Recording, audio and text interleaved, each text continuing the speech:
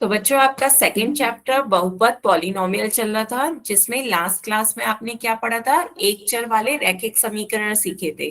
तो इसमें शब्दों से ही देखिए क्या क्या होना चाहिए। एक चर होना चाहिए, कितने चर होने चाहिए, एक चर।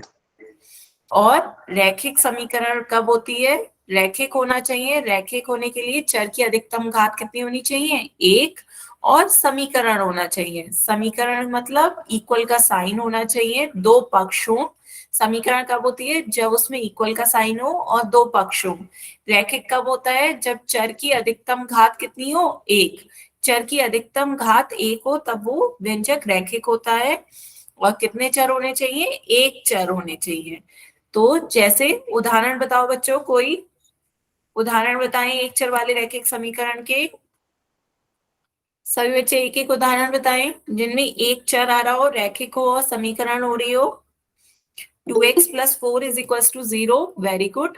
2x+4 is equal to 0, +4 is equal to 0 समीकरण है, इक्वल का साइन दिख रहा है। एक चर है कौन सा, x, और x की घात भी एक ही है, अधिकतम घात एक है, तो वो आपका रैखिक भी हो जाएगा। Very good. x+7 is equal to 9, ये भी आपका एक चर का रैखिक समीकरण है। एक चर है x और उस पर घात भी एक है ना। तो ऐसे होते हैं आपके एक चर वाले रैखिक समीकरण। तो सबसे पहले बच्चों एक क्वेश्चन आप पोल में दें, इनमें से कौन सा एक चर वाले रैखिक समीकरण है, आपको पहचान करके बताना है। इन चारों ऑप्शंस में से कौन सा आपका एक चर का रैखिक समीकरण है। सभी बच्चे इसका आंसर पोल में दें।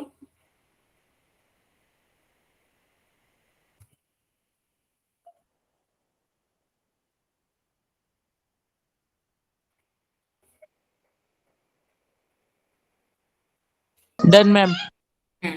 गुड। Done ma'am. गुड।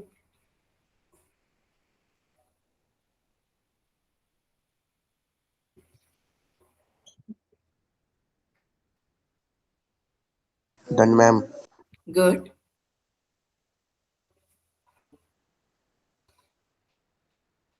आधे बच्चों के आंसर आ गए हैं। आपको एक चर वाले रैखिक समीकरण बताना है, चारों ऑप्शंस में से कौन सा एक चर वाला रैखिक समीकरण का उदाहरण है।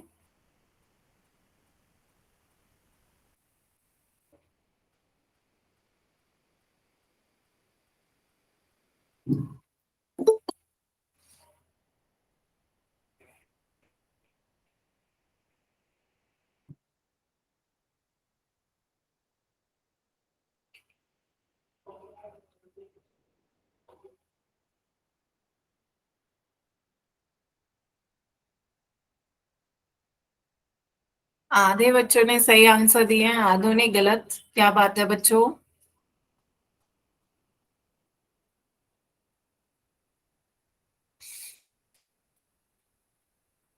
सभी बच्चे इसका आंसर पोल में दें। Yes ma'am.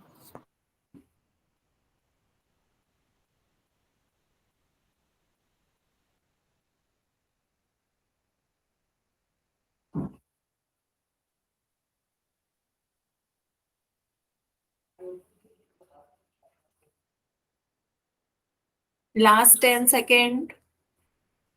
Yes ma'am.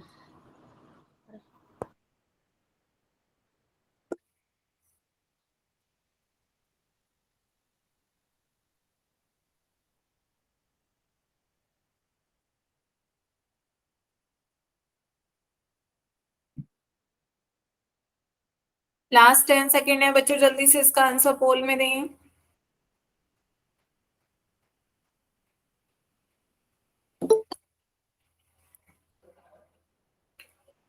चलिए फिर पोल एंड करते हैं बच्चों। तो आधे बच्चों ने सही आंसर दिया बच्चों, आधों ने नहीं। क्या नहीं समझ में आया था बताएं। एक चर वाले रैखिक समीकरण में एक चर होना चाहिए, रैखिक होना चाहिए और समीकरण होना चाहिए। तो सभी देखते हैं ऑप्शन। फर्स्ट ऑप्शन बच्चों, क्या ये समीकरण है, क्या इक्वल का साइन है, नहीं। तो जब ये समीकरण ही नहीं है तो एक चर वाला रैखिक समीकरण कैसे होगा। तो जिन बच्चों ने ए लगाया है बताओ बच्चों, एक चर वाले रैखिक समीकरण, समीकरण भी तो होना चाहिए। आपका समीकरण तभी होगा जब इक्वल का साइन लगाओ, दो पक्ष हो। तो यहाँ तो इक्वल का साइन ही नहीं है, दो पक्ष ही नहीं है, तो ये आपका गलत हो जाएगा। ये नहीं है क्योंकि ये समीकरण ही नहीं है। यहाँ पे आपका ये एक समीकरण है, इक्वल का साइन दिख रहा है, चर कितने हैं, एक चर है एक्स, और उस वो की घात भी एक ही है, तो ये रैखिक भी है ना। चर की घात भी एक ही है, तो ये रैखिक भी है। तो ये आपका एक चर वाला रैखिक समीकरण है। यहाँ पे बच्चों बताओ कितने चर हैं, यहाँ पे दो चर हैं, तो आपका एक चर वाली कंडीशन तो गलत हो गई, क्योंकि यहाँ पे दो चर हैं y और z, तो ये आपका एक चर वाला रैखिक समीकरण नहीं होगा। यहाँ पे बताएं बच्चों, समीकरण है, एक चर भी है, x एक चर है, लेकिन x की घात कितनी है, दो, तो ये आपका रैखिक नहीं होगा। जब ये आपका x की घात दो है, डी में भी सेम बच्चों, डी में भी क्या है, उसकी घात दो है, जब घात दो है तो वो रैखिक नहीं होगा, और जब रैखिक नहीं होगा तो ये एक चर वाले रैखिक समीकरण नहीं हो सकता। रैखिक में हमेशा चर की अधिकतम घात कितनी होनी चाहिए, एक। ठीक है, तो आपका ऑप्शन बी सही आंसर है इसका। अब क्लियर है बच्चों, बताओ किसी को कोई डाउट रह गया हो तो बताओ। एक चर होना चाहिए, रैखिक होने के लिए चर की अधिकतम घात भी एक ही होनी चाहिए। मतलब यदि x है तो x की पावर भी वन हो और एक ही चर हो, y अकेला चर है तो y की पावर भी वन हो, और इक्वेशन है तो इक्वल का साइन भी हो। क्लियर है। तो एक क्वेश्चन और करते हैं बच्चों, इसमें से बताएं एक चर वाला रैखिक समीकरण कौन सा है। सभी बच्चे ध्यान से चारों ऑप्शन देखें और फिर उसके बाद बताएं इसमें एक चर कौन सा है। एक चर वाले रैखिक समीकरण की पहचान करनी है, इसके बाद सभी बच्चे इसका आंसर पोल में दें।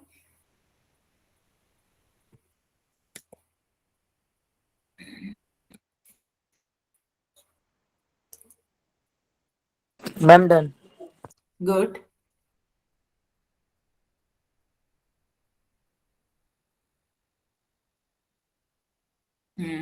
Good. Done ma'am. Done ma'am. Done ma'am. Done ma'am.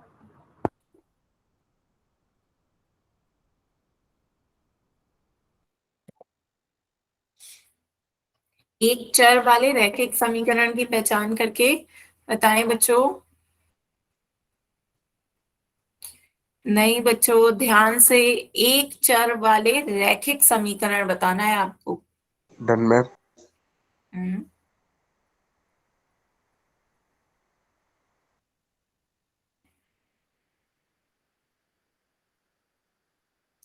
आधे बच्चों के वोट आ गए हैं, जल्दी से सभी बच्चे इसका आंसर पोल में दें। बच्चों पोल में आंसर दें।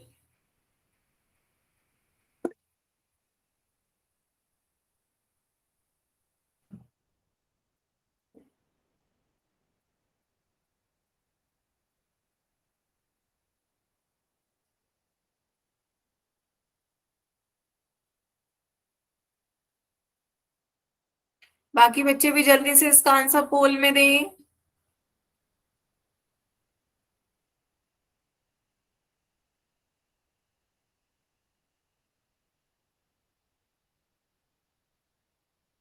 लास्ट 10 सेकेंड, बच्चों जल्दी से पोल में आंसर दें। एक चर वाले रैखिक समीकरण बताना है आपको कौन सा है इसमें।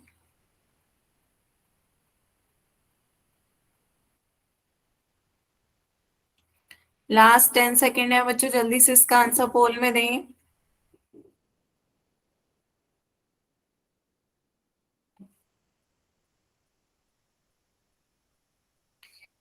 चलिए फिर पोल एंड करते हैं बच्चों। तो 10 बच्चों में से 6 बच्चों ने सही आंसर दिए, बाकी 4 ने गलत। बच्चों यहाँ पे देखते हैं एक चर वाले रैखिक समीकरण भी कैसे क्या देखेंगे, तीनों चीजें देखते हैं। पहले में बच्चों एक चर नहीं है, दो चर हैं, इसलिए ये आपका गलत हो जाएगा। y और z दो चर हैं, तो आपका ये गलत। यहाँ पर भी आपके तीन चर हैं, x y z, तीन चर नहीं दिख रहा है बच्चों, तीन अक्षर है x y z, तो तीन चर होगा, ये भी आपका गलत हो जाएगा। एक चर नहीं, तीन चर है। इसी तरह यहाँ पर एक चर है x, x केवल एक ही चर है लेकिन रैखिक नहीं है। क्यों? क्योंकि x की घात 2 आ रही है। जब x की अधिकतम घात 2 है तो वो रैखिक नहीं होगा। तो ये रैखिक नहीं है। समीकरण तो है, इक्वल का साइन दिख रहा है, पर रैखिक नहीं है, इसलिए ये भी आपका एक चर वाला रैखिक समीकरण नहीं होगा। यहाँ लास्ट में देखिए एक चर है, x केवल एक चर ही है, आपका एक ही अक्षर है और उसकी अधिकतम घात भी एक ही है, तो ये आपका रैखिक भी होगा और समीकरण भी है क्योंकि इक्वल का साइन दिख रहा है। तो तीनों इसमें आपकी कंडीशन सेटिस्फाई हो रही है कि इसमें एक चर भी है, रैखिक भी है और समीकरण भी है। तो क्या क्या देखना होता है? एक चर वाले में देखना होता है कि एक ही अक्षर हो, रैखिक में देखना होता है कि उस अक्षर जो x है उसकी घात अधिकतम एक ही आ रही हो, और समीकरण में हमें देखना होता है कि इक्वल का साइन हो। बताएं बच्चों, क्लियर हुआ? सभी को समझ में आया? किसी को कोई डाउट हो तो बताएं। ऑप्शन डी इसका सही आंसर है। ठीक है, तो आगे चलते हैं बच्चों। आज हम नया टॉपिक पढ़ेंगे, समीकरण का हल निकालना सीखेंगे पक्षांतरण विधि द्वारा। तो सभी बच्चे हेडिंग डालें अपनी कॉपी में, समीकरण का हल पक्षांतरण विधि द्वारा।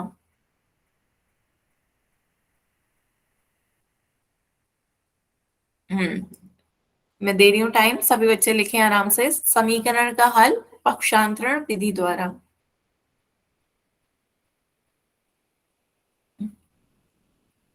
ठीक है, तो क्या होता है बच्चों, देखो समीकरण है तो समीकरण कब होती है? जब इक्वल का साइन हो और दोनों तरफ आपके पक्ष होते हैं। ये वाला पक्ष आपका क्या कहलाता है? बायां पक्ष। बायां। और ये वाला पक्ष दायां पक्ष है ना। तो दो पक्ष हैं, तो अब पक्षांतरण का मतलब क्या? पक्ष का अंतरण, पक्षों को बदलना है। इधर से कोई चीज इधर ले जाएंगे, इधर से कोई चीज इधर ले जाएंगे, तो पक्षांतरण करके हमें सॉल्व करके आंसर ढूंढना है, इक्वेशन का सोल्यूशन ढूंढना है, समीकरण का हल ढूंढना है। तो देखते हैं कैसे करेंगे। किसी समीकरण के हल का मतलब बच्चों समीकरण में उपस्थित चर का मान ज्ञात करना होता है, चर का मान निकालना होता है। जैसे कोई समीकरण में जो अक्षर दे रखा होगा, जो चर वेरिएबल दे रखा है, हमें उसका मान निकालना है। तो कैसे निकालेंगे समीकरण? सभी बच्चे ये अपनी कॉपी में नोट करें कि समीकरण का हल जो होता है वो बच्चों समीकरण को संतुष्ट करता है।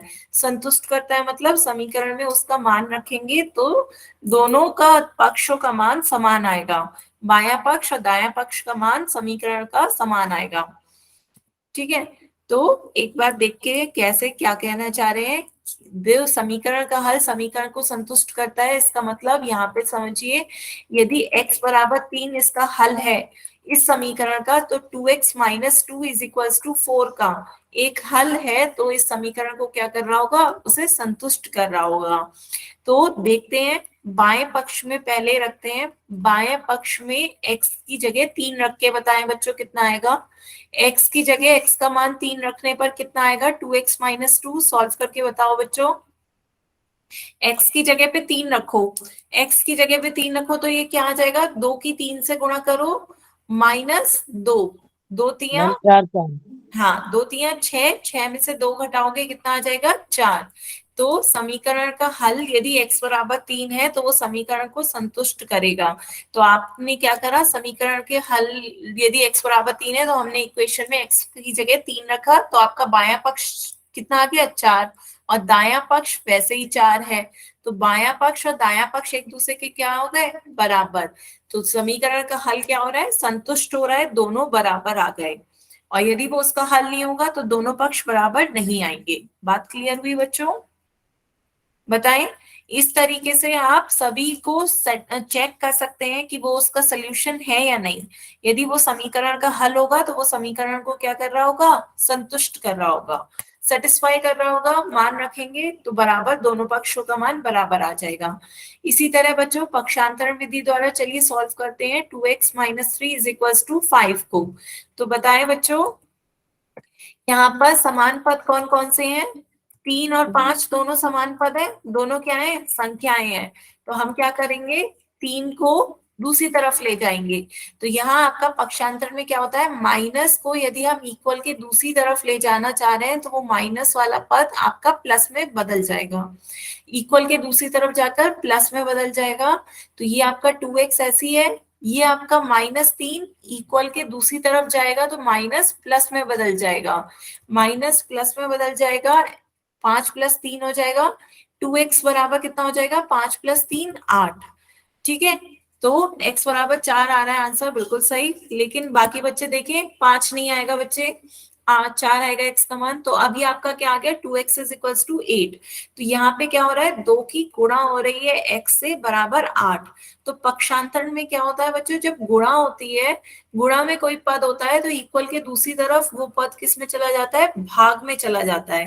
तो यहाँ पे 2 की गुणा हो रही है, जब हम 2 को इक्वल की दूसरी तरफ ले जाएंगे तो वो भाग में चला जाएगा, बटे में।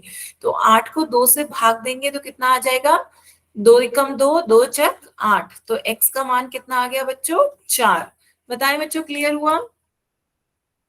सभी बच्चे बताएं, पक्षांतरण समझ में आ रहा है? पक्षांतरण में क्या हो रहा है, माइनस का चिन्ह, यदि कोई पद माइनस में है तो वो इक्वल के दूसरी तरफ प्लस में बदल जाता है।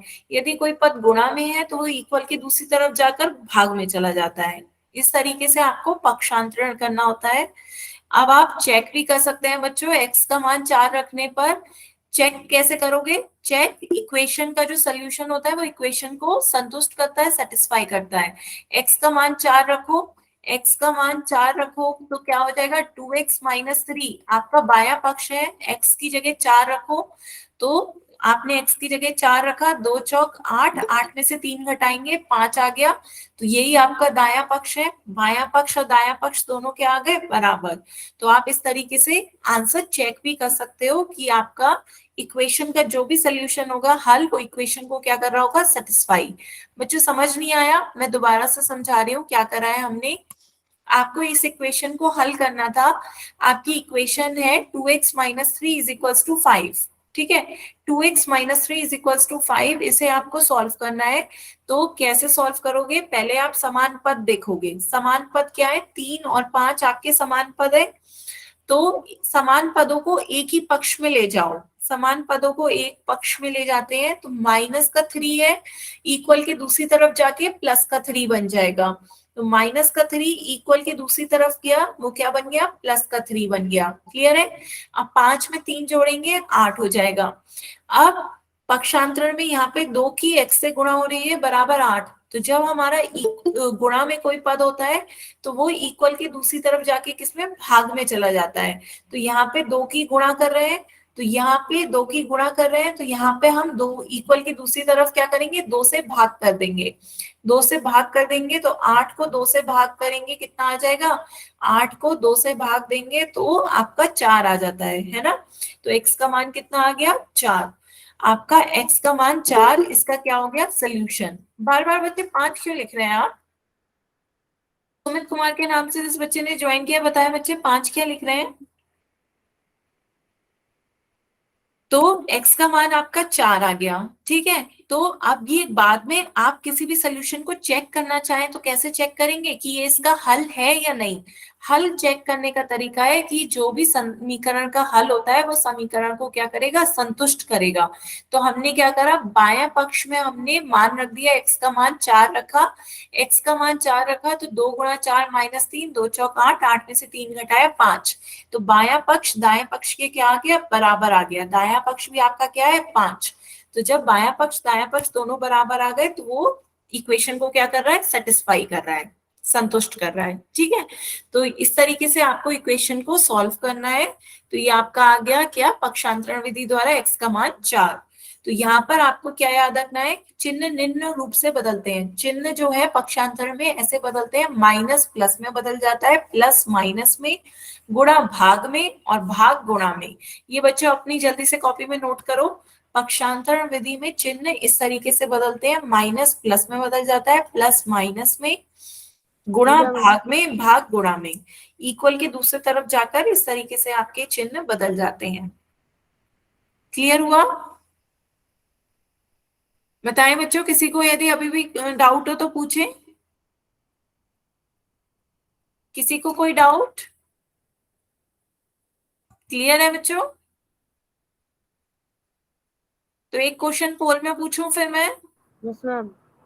चलिए एक क्वेश्चन पोल में पूछते हैं बच्चों, आपको हल बताना है। y + 2 = 6।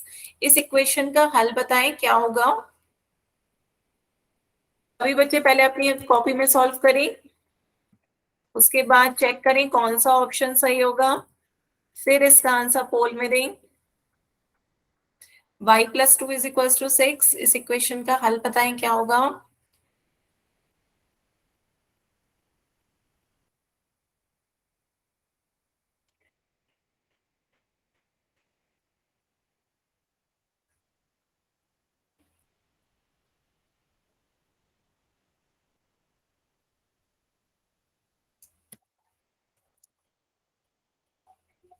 Done, ma'am. Good.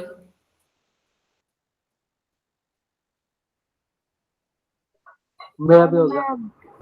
Good.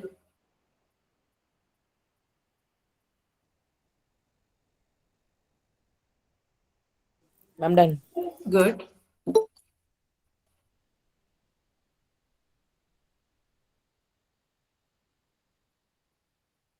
Done, ma'am. Good.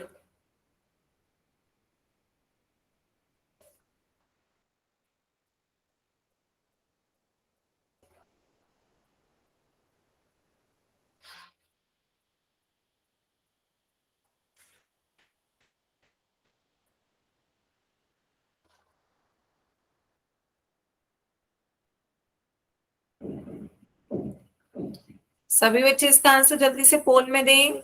आधे ही बच्चों के आंसर आए हैं।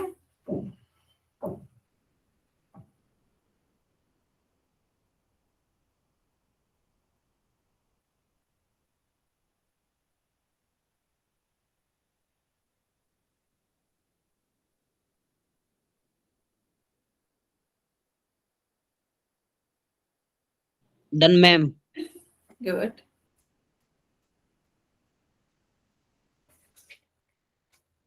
जिन्होंने कर भी लिया है वो एक बार चेक करें अपना आंसर, क्या समीकरण का हल समीकरण को संतुष्ट कर रहा है। एक बार चेक मैम करें। मेरा आ रहा है, वही आ रहा है। यस मैम आ रहा है। हम्म। इस तरीके से आप खुद ही चेक कर सकते हैं कि आपका आंसर सही है या गलत। क्यों? क्योंकि समीकरण का हल समीकरण को क्या करता है? संतुष्ट करता है। बाकी सब बच्चे भी जल्दी से इसका आंसर पोल में दें।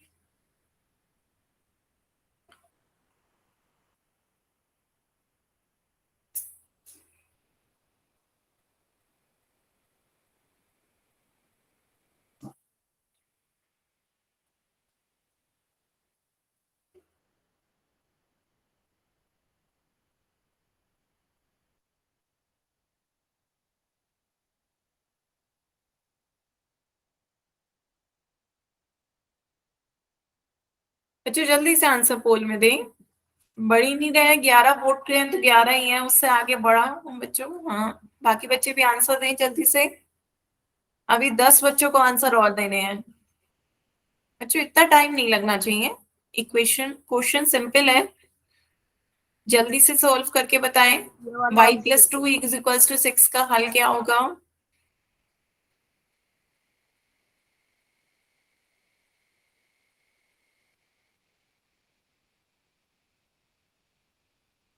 लास्ट 10 सेकेंड है बच्चों, जल्दी से आंसर दें।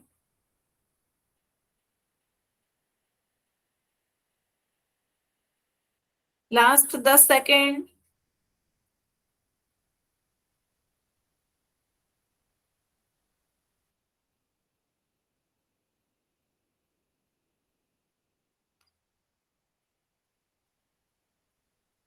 बच्चों पोल में आंसर देना आता है? किसी को नहीं आता हो तो बताएं, माइक ओपन करके पूछ लें। आपको नीचे फोन में 3 डॉट दिख रहे होंगे, 3 डॉट पे क्लिक करें। एक्टिविटीज लिखा आ रहा होगा सबसे लास्ट में। एक्टिविटीज के साथ इस तरीके का साइन आ रहा होगा, उस पे क्लिक करें। पोल लिखा आ रहा होगा 1 एक्टिव करके, उस पे क्लिक करें। 4 ऑप्शन आ रहे होंगे ABCD, जौन सा ऑप्शन आपको सही लग रहा है उस पे क्लिक करें, फिर वोट के बटन पे क्लिक करें। जब वोट वोटेड लिखा आ जाएगा तब मानिएगा कि वो आंसर पहुंच गया है। जल्दी से सभी बच्चे इस तरीके से पोल में आंसर जाके दें। जल्दी से बच्चों पोल में आंसर दें। लास्ट 10 सेकेंड है बच्चों, जल्दी से आंसर दीजिए।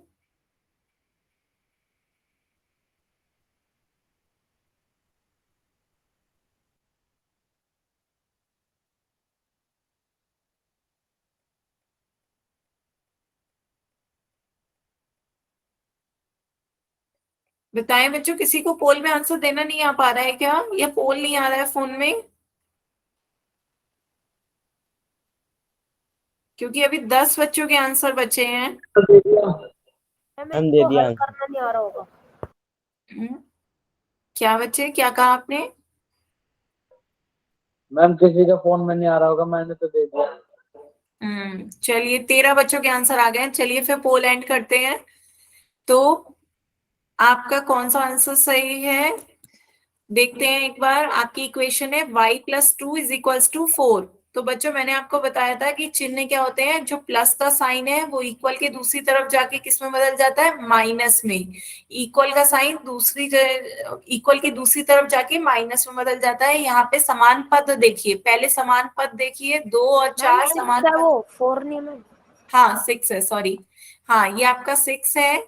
तो y+2 = 6। 2 और 6 दोनों कैसे हैं, समान पद हैं। तो पहले आपको समान पद ढूंढने हैं।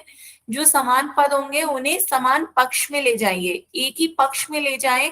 तो आपको क्या करना होगा, 2 को दूसरी साइड ले जाना होगा। 2 को दूसरी साइड ले जाएंगे, यहाँ पे 2 क्या है, प्लस में है। तो 2 दूसरी साइड जाके किस में चला जाएगा, माइनस में। यहाँ पर 2 प्लस में था तो दूसरी तरफ जाके -2 हो जाएगा। बात समझ में आ रही है? यहाँ पर जो +2 है वो इक्वल के दूसरी तरफ जाके किस में बदल जाएगा, -2 में। तो ये आपका क्या हो जाएगा, y का मान 6 में से 2 घटाएंगे कितना बचेगा, 4। y का मान कितना आ जाएगा, 4। बताएं बच्चों, क्लियर हुआ? सभी बच्चों को क्लियर हुआ? जिनके आंसर गलत है उन्हें समझ में आया? क्लियर है बच्चों? 4। और इक्वेशन को सेटिस्फाई करना हो तो इक्वेशन का हल है या नहीं ये भी चेक कर सकते हैं। y=2 = 6, यदि ये इसका हल है तो इसे क्या कर रहा होगा, संतुष्ट कर रहा होगा। समीकरण का हल समीकरण को संतुष्ट करता है। y की जगह 4 रख दोगे, 4+2 कितना हो जाएगा, 6। तो समीकरण का हल क्या कर रहा है, समीकरण को संतुष्ट कर रहा है। क्लियर है बच्चों? तो यस मैम। आगे चले बच्चों। एक सेकेंड बच्चों, दोबारा से मैं स्क्रीन शेयर कर रही हूँ। एक सेकेंड, सभी को यहां तक समझ में आया कि पक्षांतरण विधि में हम क्या करते हैं, a प्लस का यस मैम। दूसरी तरफ पहले समान पद देखते हैं, फिर समान पद को एक साथ लाने के लिए प्लस का साइन होगा तो दूसरी तरफ माइनस में कन्वर्ट हो जाएगा, माइनस का साइन होगा तो दूसरी तरफ प्लस में कन्वर्ट हो जाएगा। क्लियर है? Yes ma'am. और गुणा का चिन्ह भाग में बदल जाएगा, भाग का चिन्ह गुणा में बदल गुणा जाएगा। में। ठीक है? तो किसी को कोई डाउट हो तो बताएं अभी भी। No ma'am. ये स्क्रीन नहीं दिख रही। अब दिख रही है बच्चे? Yes ma'am. Yes ma'am. ठीक है। तो एक क्वेश्चन और पूछे बच्चों। Yes yes ma'am. मैम। चलिए एक क्वेश्चन पोल में और पूछते हैं, आपकी बात ध्यान से। पहले समान पदों को देखिए और फिर समान पदों को एक पक्ष में ले जाएं, समान पदों को एक साइड में इकट्ठा कर लें और उसे सॉल्व करके बताएं क्या आएगा आंसर। बाद में उसे चेक भी कर सकते हैं खुद ही से कि वो उसका हल है या नहीं। यदि वो समीकरण का हल होगा तो समीकरण को क्या कर रहा होगा, संतुष्ट कर रहा होगा। तो ध्यान से सॉल्व करें। 3z+4 = 6+z।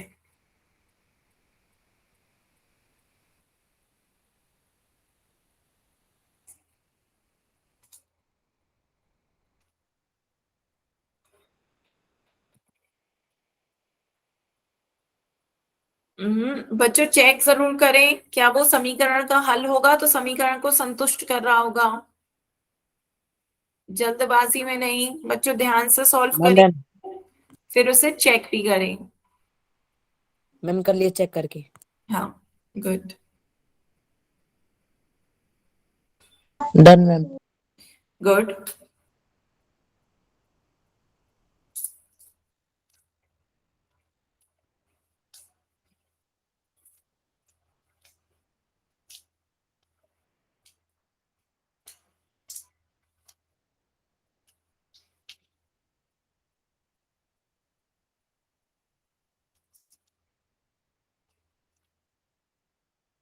बच्चों ध्यान से, समीकरण का हल समीकरण को संतुष्ट कर रहा होगा, उसे चेक कर लीजिए। यदि आपको लग रहा है कि आपने सही करा है या नहीं करा है तो उसे चेक कर लीजिए।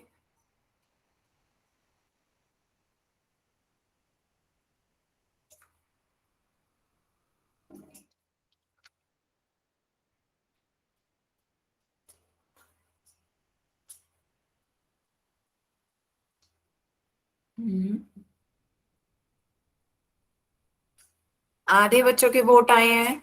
सभी बच्चे जल्दी से सॉल्व करके इसका आंसर पोल में दें।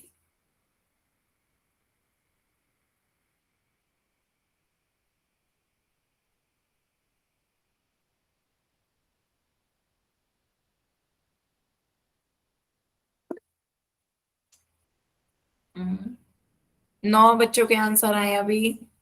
सभी बच्चे इसका आंसर पोल में दें।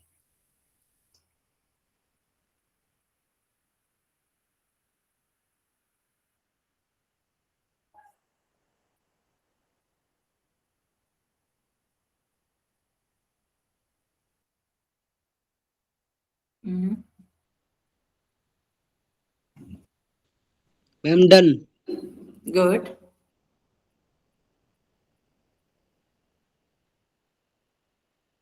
बाकी बच्चे भी जल्दी से इसका आंसर पोल में दें।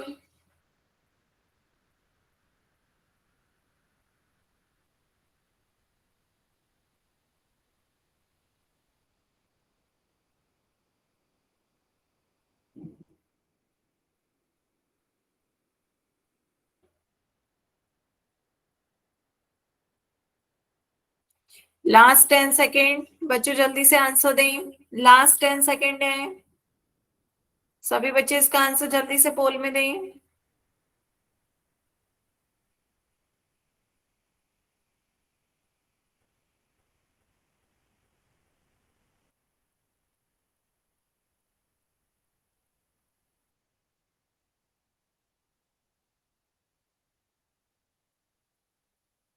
लास्ट 10 सेकेंड है बच्चों, जल्दी से दीजिए इसका आंसर पोल में।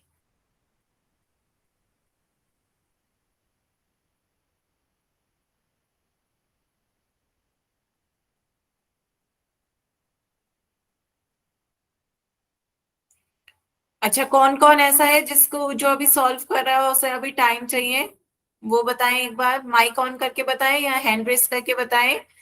किस किस का अभी टाइम लग रहा है सॉल्व करने में, एक बार हैंड रेस करके बताएं। कोई ऐसा जो अभी रह गया है सॉल्व कर रहा है? कोई नहीं है मैम, हैंड रेस कोई कर ही नहीं रहा। चलिए फिर पोल एंड करते हैं बच्चों, जबकि कम से कम 10 बच्चों ने, 9 बच्चों ने आंसर नहीं दिए हैं। चलिए आंसर देखते हैं बच्चों इसका क्या होगा। मोस्टली सभी बच्चों ने सही दिया। तो पहले आपको क्या देखना होता है, समान पद देखने होते हैं। z और z दो जगह आ रहा है, ये समान पद होंगे, इन्हें एक पक्ष में ले जाएं। तो यहाँ पे प्लस z है, इक्वल के दूसरी तरफ जाएगा, किसमें बदल जाएगा, माइनस में। प्लस जो है वो माइनस में बदल जाता है, तो ये आपका माइनस z हो जाएगा। फिर इसी तरह आपका 4 और 6 दोनों संख्याएं हैं, तो दोनों संख्याओं को एक पक्ष में ले जाएंगे, 4 इधर ले जाएंगे, तो 4 यहाँ पे प्लस का था, दूसरी तरफ जाएगा तो माइनस का हो जाएगा। बताएं बच्चों, क्लियर हुआ इतना? यस तो मैम। यहाँ पे आप, यस मैम। यहाँ पर आपका 3 में से 1 जाएगा तो कितना बचेगा, 2। 2z, 6 में से 4 जाएगा तो कितना बचेगा, 2। तो 2z इज इक्वल्स टू 2 आ गया। तो इसे सॉल्व करेंगे। यहाँ पे 2 की क्या हो रही है, गुणा हो रही है z से, तो 2 की गुणा हो रही है, 2 को दूसरे पक्ष में लेके जाएंगे तो गुणा के दूसरे पक्ष में जाएगा भाग में, तो 2 को 2 से भाग देंगे तो कितना आ जाएगा, 1। तो z का मान कितना आ गया बच्चों, 1 आ गया। ऑप्शन कौन सा सही होगा, बी। बताएं बच्चों, क्लियर हुआ? Yes ma'am. जिन बच्चों के आंसर गलत है वो बताएं, उन्हें क्लियर हुआ, समझ में आया? z is equals to 1। इसे हम चेक भी कर सकते हैं बच्चों। 3z plus 4 is equals to 6 plus z में z इज इक्वल्स टू 1 समीकरण का हल है। चेक करते हैं, बाया पक्ष में रखते हैं मान। बाया पक्ष में क्या हो जाएगा, 3z प्लस 4, z की जगह 1 रखिए, 3 गुणा 1 प्लस 4, तो 3 एकम 3, 3 प्लस 4 कितना हो जाएगा, 7, है ना। इसी तरह दाया पक्ष में z का मान 1 रखिए, दाया पक्ष में भी z का मान 1 रखेंगे, 6 प्लस z का मान 1 रखिए, 6 प्लस 1 कितना आ जाएगा, 7। तो दोनों पक्ष बराबर आ गए, 7 7 के बराबर होता है। बाया पक्ष दाया पक्ष क्या हो गए, बराबर। तो समीकरण का हल क्या हो रहा है, समीकरण को संतुष्ट कर रहा है। क्लियर हुआ बच्चों? Yes ma'am. बताएं, किसी को कोई डाउट हो तो पूछें। No doubt ma'am. ठीक है, तो एक क्वेश्चन और करें बच्चों solve. Yes ma'am. Yes ma'am. Next question है 2y plus 5y2 is equals to 37y2। इसको सॉल्व करना है बच्चों, सभी बच्चे इसे सॉल्व करें। पहले अपनी कॉपी पे सॉल्व करें, उसके बाद ऑप्शन चेक करिएगा, और जो ऑप्शन आपको सही लग रहा हो तो समीकरण का हल समीकरण को संतुष्ट करता है तो आप उससे चेक भी कर सकते हैं। ठीक है, सभी बच्चे ध्यान से सॉल्व करें इसे। 2y plus 5y2 is equal to 37y2। सभी को भाग में ध्यान देना है, गलती भाग में नहीं करनी है।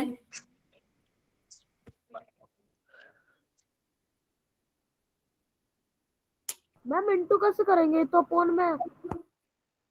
इंटू कैसे करेंगे? इंटू कहाँ है? क्या बच्चे? मैम जब डिवाइड आता है तो मल्टीप्लाई करते हैं ना। Ma'am done. डिवाइड आएगा तो मल्टीप्लाई करते हैं, इक्वल के दूसरी तरफ। डिवाइड में मल्टीप्लाई कैसे करूंगा? यहाँ तो दो संख्या है। मैं समझ नहीं पा रही हूँ क्वेश्चन आपका। डिवाइड में एचसीएम लेना है। पहले एक काम करें, समान पदों को एक पक्ष में ले जाएं। पहले समान पदों को एक पक्ष में ले जाके सॉल्व करें। एक बार बच्चों ट्राई करें, फिर उसके बाद पोल एंड करके मैं समझा दूंगी डन मैम। हाँ, डन मैम। गुड।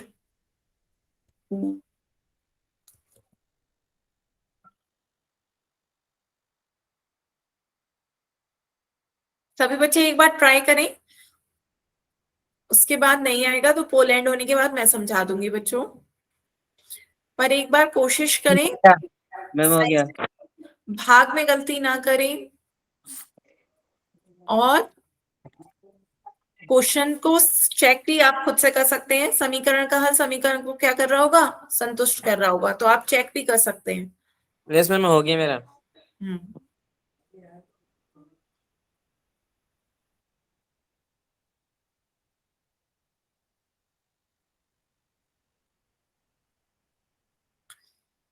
उल्टा कर लो बच्चों, ऑप्शन को सेटिस्फाई करा के देख लो, जो सेटिस्फाई हो रहा होगा वही उसका आंसर हो जाएगा।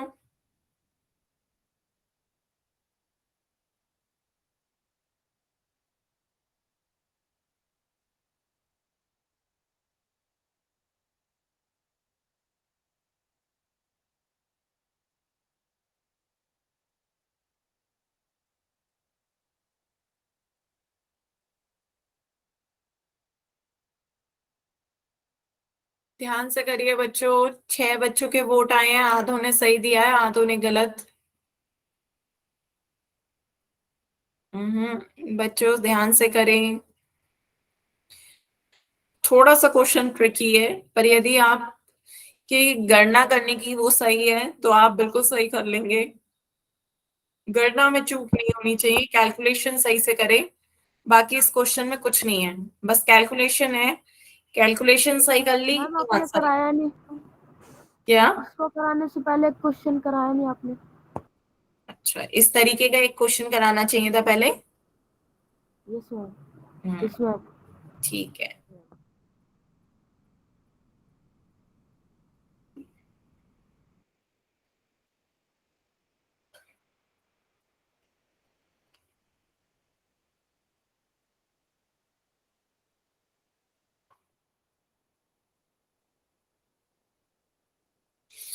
चलिए जल्दी से बच्चों इसका आंसर दें, फिर इससे मैं बताती हूँ कैसे करेंगे,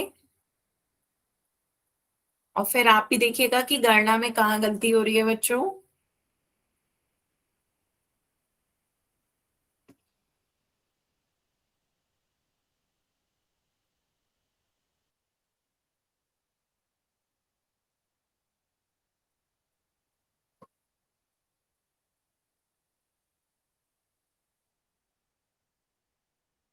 जल्दी से सभी बच्चे इसका आंसर पोल में दें, लास्ट 10 सेकेंड।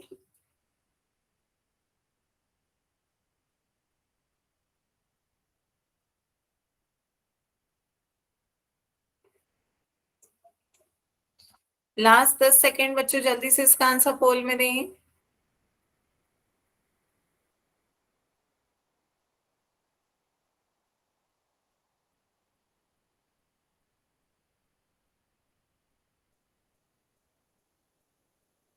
बच्चों जल्दी से पोल में आंसर दें।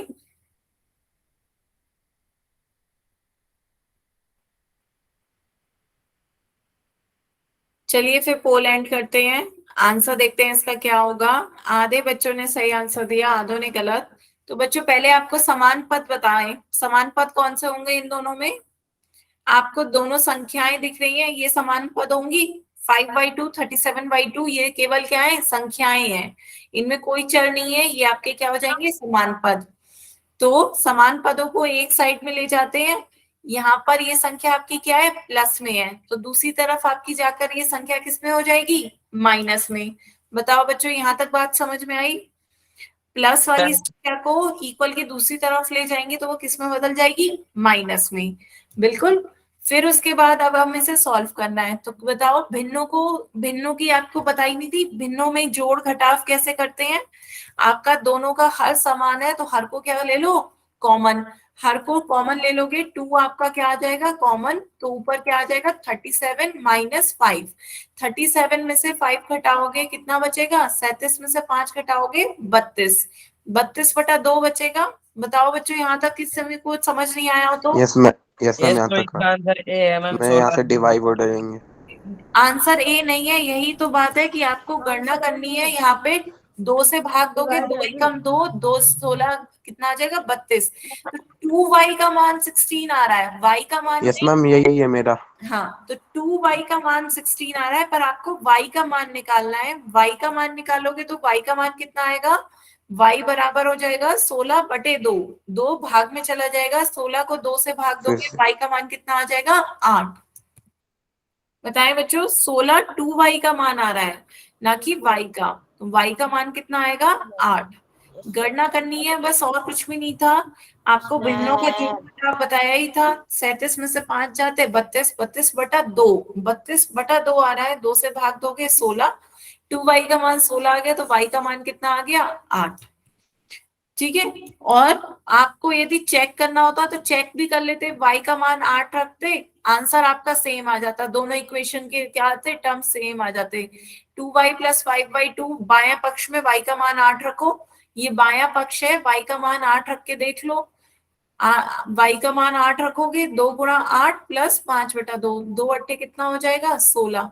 16 में 5/2 जोड़ोगे, कैसे जोड़ते हैं, आप 2 क्या लोगे, हर 2 हर लोगे, 2 की 16 से गुणा करोगे 32, 32 + 5 कितना हो जाएगा 37/2।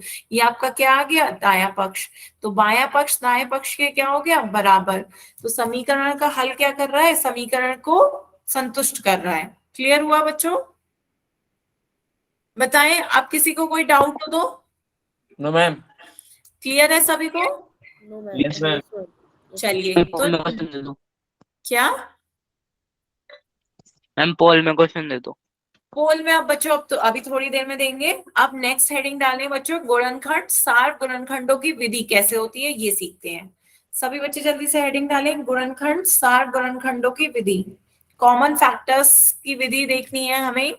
जल्दी से बच्चों हेडिंग डालें, गुणनखंड सार गुणनखंडों की विधि। हेडिंग डाल लिया बच्चों।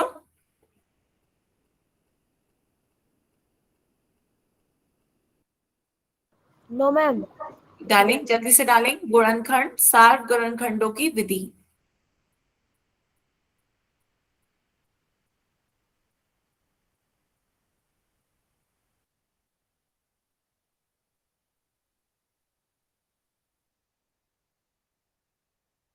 Yes ma'am. ठीक है। तो क्या होता है बच्चों, पहले आपका ये बीजीय व्यंजक है 5xy + 6। ये उसके क्या है, पद। पहला पद है 5xy, दूसरा पद है 6। ये दोनों उसके क्या कहलाते हैं, पद, टर्म्स, है ना। अब पदों का हमें क्या करना होता है, गुणनखंड करना होता है। गुणनखंड कैसे करेंगे बच्चों, 5 को 5xy किस किस से गुणा करके बनाए, 5 की x से, x की y से गुणा करेंगे तो आपका क्या आ जाएगा 5xy। मतलब इनका हमने इस तरीके से खंड करे कि इनकी गुणा करके फिर से क्या बन जाएगा 5xy। इसी तरह 6 के गुणनखंड करे, क्या आ जाएगा 2 × 3। 2 × 3 कितना होता है बच्चों 6। 2 × 3 ही क्यों करा, अभाज्य संख्याओं में हमने क्या कर दिया, गुणनखंड कर दिया। सभी को बच्चों को बताओ समझ में आया गुणनखंड। अब यस भाज्य मैम। हमने क्या कर दिया, तोड़ लिया। Yes ma'am. तो ये आपके क्या हो गए, गुणनखंड हो गए। बताएं बच्चों, क्लियर हुआ? गुणनखंड यहाँ तक बच्चों बताएं, समझ में आया? 5xy के गुणनखंड करें 5 गुणा x गुणा y, 6 के गुणनखंड करें 2 गुणा 3। बताएं तो। Yes ma'am. अब मुझे बताएं इन दोनों में, इसमें और इसमें कॉमन क्या है? कॉमन उभयनिष्ठ क्या है? सार गुणनखंड वो होगा जो दोनों में कॉमन हो। क्या कोई पद इसमें कॉमन है? No ma'am. नहीं है। नो तो मैम। आप सार गुणनखंड क्या हो जाएगा, एक। जब कोई भी पद कॉमन ना हो, मतलब कोई भी दोनों में कॉमन नहीं है, तो दोनों का सार गुणनखंड कॉमन फैक्टर क्या होगा बच्चों, 1। बताएं, क्लियर हुआ? अगर मैम कोई कॉमन हो तो? कॉमन होगा, आगे मैं ऑप्शन कॉमन वाले भी दिखाऊंगी। कॉमन हो तो सार गुणनखंड वो पद हो जाएगा। क्लियर है? यदि कोई कॉमन नहीं है तो आपका सार गुणनखंड होगा 1। क्लियर बच्चों? जल्दी से नोट करें इसे। गुणनखंड होगा इसके 5 into yes X ma'am. Into Y, और इधर 2 गुणा 3, और सार गुणनखंड हो जाएगा 1। नोट कर लिया बच्चों? Yes ma'am. चलिए, तो आगे देखते हैं। ऐसा जिसमें कोई वक्त कॉमन हो, तो वह गुणनखंड जो सभी पदों में उभयनिष्ठ हो, वो आपका सार गुणनखंड कहलाता है। जल्दी से नोट करें, जो मैंने सार गुणनखंड कहा, जो सभी पदों में क्या हो, उभयनिष्ठ कॉमन हो, वो आपका क्या कहलाता है, कॉमन फैक्टर। जो सभी फैक्टर्स में कॉमन हो वो कॉमन फैक्टर, जो सभी गुणनखंडों में उभयनिष्ठ हो वो आपका सार गुणनखंड। Yes clear ma'am. हुआ? Yes ma'am. जल्दी से नोट करें बच्चों। 2 मिनट। हाँ हाँ, रुकिए।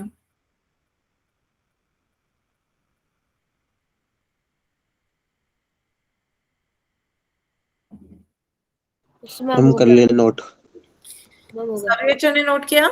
Yes ma'am. तो आप देखिए, आपके पद है 12xy² और 6। अब बताएं मुझे 12xy² के क्या क्या गुणनखंड होंगे? 12 इंटू में x। 12 के भी गुणनखंड हो जाएंगे। 12 के क्या होंगे ऐसा गुणनखंड? हम छह मैम छह 2 छह- इंटू में वो छह 2 दूनी। इंटू में 3। बिल्कुल, वेरी गुड। अब भाज्य 2 संख्याओं में हमने बांट दिया, 2 गुणा 2 गुणा 3 into x। X into Y. Y. Very good. ये आपके हो गए 12xy² के। 6 का गुणनखंड बताएं। 2 इंटू 3। क्या क्या कॉमन दिख रहा है बच्चों? 2 हम और 3। 2 और 3। Very yes ma'am, good. 2 और 3। 2 और 3 आपके दोनों में क्या दिख रहे हैं, कॉमन। तो मैम सार्वगुणनखंड। सार गुणनखंड क्या हो जाएगा बच्चों, जो दोनों में उभयनिष्ठ हो? सार गुणनखंड क्या हो गया, कॉमन फैक्टर्स। कॉमन फैक्टर हो जाएंगे आपके 2 गुणा 3। 2 गुणा 3 दोनों में आ रहा है, तो 2 गुणा 3 आपका हो जाएगा सार गुणनखंड। जो मम्मी से गुणनखंड, 6 बोल सकते हैं? क्या बच्चे? मम्मी से मैम 6 भी बोल सकते हैं ना? हाँ, 6 भी बोल सकते हैं। मेन आपका 2 गुणा 3, और 2 गुणा 3 किसके बराबर हो गया, 6 के। क्लियर यस है? मैम। अब बैक पोल में दे दो। Yes ma'am. तो जो दोनों में कॉमन हो वो आपके सात गुणनखंड होंगे। यदि दोनों में कोई भी पद कॉमन नहीं हो तो आपका आंसर क्या आएगा, 1। क्लियर है? Yes ma'am. क्या बच्चे? गुणनखंड क्या होता है? गुणनखंड फैक्टर्स, आपको फैक्टर्स निकालने बताए थे कि अभाज्य संख्याओं में ऐसे क्या करो, तोड़ लो। गुणनखंड मतलब देखो, नाम से समझ में आ रहा होगा, खंड। ऐसे खंड करने हैं जिनकी गुणा करके फिर से यही बन जाए, 12y² ही बन जाए। तो जब आप गुणा करोगे 2 गुणा 2 गुणा 3 गुणा x गुणा y, तो जब इनकी दोबारा से गुणा करो, 2 दूनी 4, 4 तियां 12, 12 x, y 2 बार आ रहा है तो y²। तो जब ऐसे हमने इनके क्या करे, खंड कर दिए, टुकड़े कर दिए, कि जिनकी दोबारा से गुणा करोगे तो वही चीज बन जाएगी। तो गुणा करके ऐसे खंड बनाना गुणनखंड होता है। बताओ बच्चों, क्लियर हुआ? Yes ma'am. Yes ma'am. ठीक है। तो यदि यदि कोई टर्म कॉमन नहीं आता तो आपका सात गुणनखंड कितना हो जाता, 1। क्लियर है बच्चे, समझ में आया? तो यहाँ पे 2 गुणा 3 दोनों में यस। कॉमन है, तो 2 गुणा 3 आपका क्या हो गया, सात गुणनखंड। अब इसमें बताओ मुझे क्या कॉमन आ रहा है, सभी के गुणनखंड करके जल्दी से बताओ, सात गुणनखंड कितना होगा इसका। 3 पद है, तीनों में क्या क्या कॉमन है?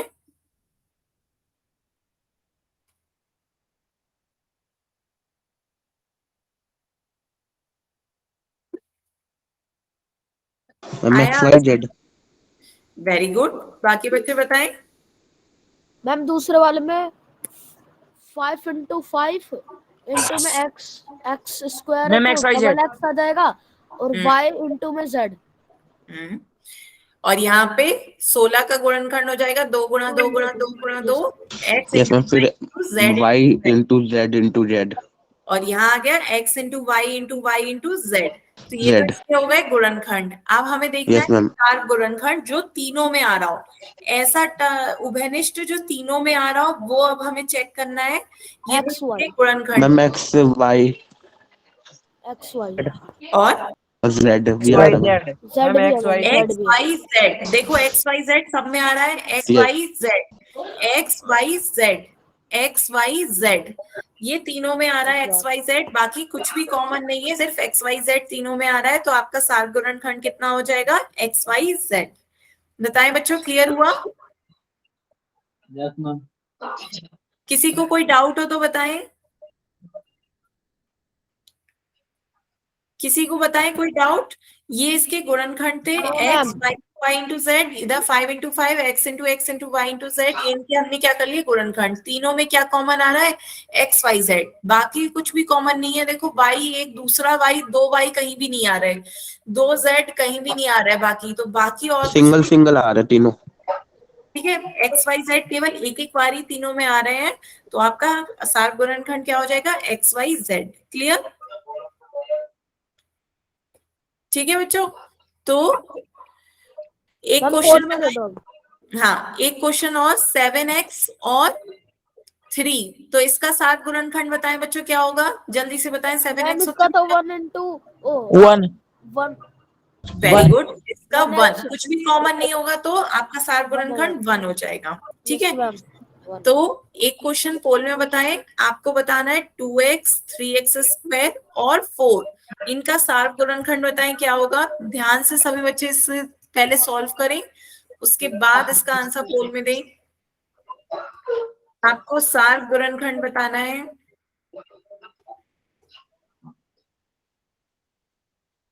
मैम हो गया। हम्म, ध्यान से सभी बच्चे सॉल्व करें। ऐसा डन जो मैम। तीनों में उभयनिष्ठ हो, जो तीनों में उभयनिष्ठ हो वो आपका सात गुणनखंड होता है। Done ma'am. ध्यान से बच्चों, जल्दबाजी नहीं। जो तीनों में कॉमन होगा वो आपका सात गुणनखंड होगा।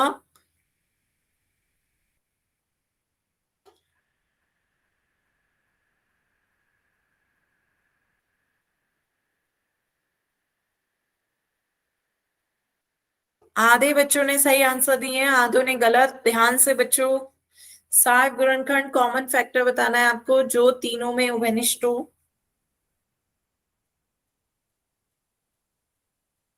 आधे बच्चों के आंसर आ गए हैं, बाकी बच्चे भी जल्दी से इसका आंसर पोल में दें।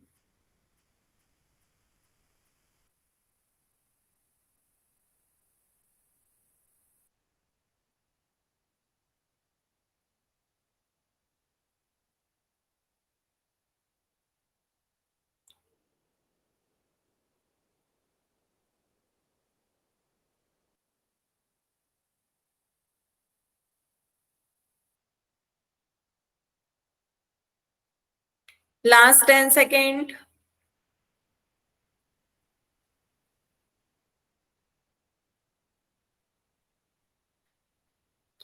लास्ट 10 सेकेंड है बच्चों, जल्दी से इसका आंसर पोल में दें।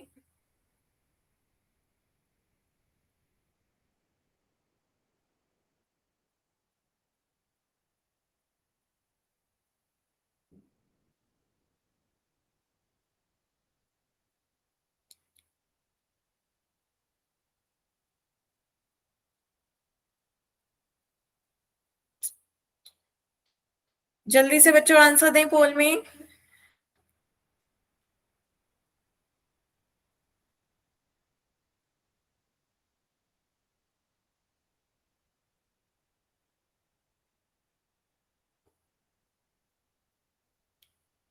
चलिए फिर पोल को एंड करते हैं बच्चों। आंसर देखते हैं। काफी बच्चों ने गलत आंसर दिए हैं, 9 में से सिर्फ 3 बच्चों ने ये आंसर सही दिए हैं। मैम इसमें ये अंत कॉमन है। क्या बच्चों पहले गुणनखंड करके बताएं, गुणनखंड क्या एक्स होंगे? है। एक्स कैसे हुआ? एक्स सभी में आ रहा है, बताएं बच्चों। एक्स सभी Yes, में आ ma'am. रहा है क्या? Yes, 2 ma'am. गुणा 2 में एक्स आ रहा है आपका? नो मैम, Two X है। दो होगा। मैम 2 है। 2 कैसे? 2 आपका 3x² में आ रहा है, बताएं। नो मैम, दो आंसर दो तो भी नहीं 1 होगा। है। 2 भी नहीं होगा। ध्यान से देखें बच्चों, 2 आपका यहाँ पे नहीं आ रहा, तो 2 ये भी सब नहीं ये हो नहीं होगा। सकता। एक्स आपका नहीं आ सकता क्योंकि एक्स आपका यहाँ नहीं आ रहा। तो ऐसा टर्म जो तीनों में कॉमन हो, मैम ऐसा वन, वन। कोई भी नहीं। तो जब ऐसा कोई भी नहीं हो तो आपका सार्क गुणनखंड मैंने क्या बताया था? जब कोई भी पद कॉमन नहीं हो तो आपका सार्क गुणनखंड क्या होता है? 1। तो आपका आंसर क्या होता है? ma'am. ऑप्शन 1। बताएं बच्चों, क्लियर हुआ कि सी Yes, नहीं ma'am. है, बी सी डी Yes, क्यों ma'am. नहीं है? क्योंकि एक्स यहाँ नहीं आ रहा है ना। 2 यहाँ नहीं आ रहा, तो 2 भी नहीं हो सकता। 3 यहाँ है और यहाँ नहीं आ रहा, तो ऐसा कोई भी पद नहीं था जो तीनों में आ रहा होता। जब तीनों में कोई भी पद कॉमन नहीं हो तो आपका आंसर क्या हो जाएगा? सार्क गुणनखंड 1। क्लियर हुआ बच्चों? तो आज के लिए बच्चों यहीं तक रखते हैं। अब किसी भी बच्चे को कोई डाउट हो तो आप अपने डाउट पूछ सकते हैं।